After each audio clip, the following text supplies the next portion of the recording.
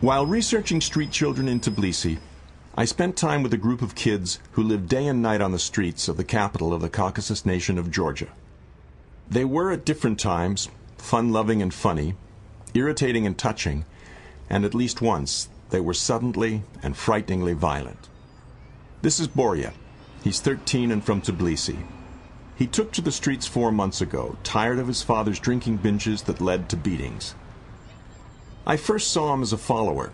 Then the boys got into a turf war with some Roma over begging rights in front of the city's largest McDonald's restaurant. Borya was in the thick of it. Georgi is 12, another capital kid. He fled home because of beatings. He's tough, cocky, and devil-may-care, and he's a risk-taker. And this is Kakelo. He's 13 and the natural leader. He's highly intelligent, the best and the brightest. He's also a manipulator, and he's entirely lovable. This lady, owner of the internet cafe where he and his friends sleep most nights, says she wants to adopt him. Kakelo's mother left when he was an infant. His father is in prison, and his alcoholic grandfather used to beat him, so he fled his village for the capital.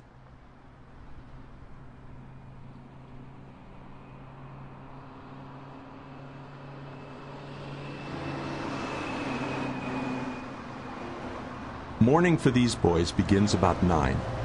They emerge from the internet cafe where they have played computer games until the wee hours, then slept on chairs. Frequently they buy a ticket on a city bus and sleep some more, but today they're off to play and then beg. It's a heady time for them. They are the center of attention and the envy of their street buddies due to my presence. So the roving band is larger than the usual core Three Musketeers. They all act up for more than an hour. Some people are afraid of them, like the shopkeeper. Some are outraged by their antics. They steal flowers from an aged woman, and a passerby gives them a harsh lecture. The three boys, though, are a band of brothers. Borya's new second-hand shoes prove too tight, and he can barely walk. Kakelo carries him piggyback up a difficult cobblestone street. Tears come suddenly when Kakelo loses patience over how their best begging efforts have been spoiled by the boys following them because of me. He simply loses it. But his two friends are at his side like battlefield comrades. They support and cheer Kakelo, never missing a chance, though, to beg. Finally, with enough money in hand, they set off to treat themselves to a good cleaning at the Turkish baths.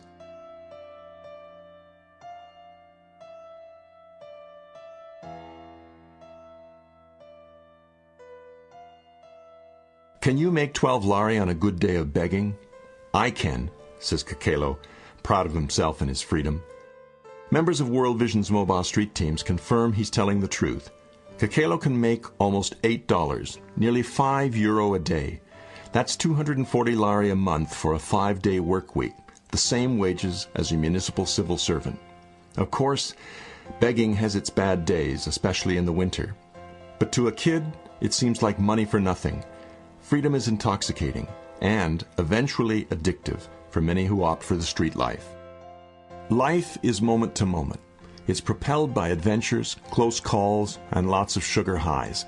When the kids have enough money, they always stop to eat. Soft drinks and candy bars, junk food. The objective is to end each day with enough money to return to the internet cafe. Otherwise, they sleep in a park or an alley, open and vulnerable. So they pool their money to play and stay all night at the cafe. Violent computer games, cartoons, and kung fu movies fill their nights. No books, no homework. There's roughhousing, but no organized sports. Finally, they find a place to sleep for 3 or 4 hours. Typically, Kakelo then finds some time and space to himself.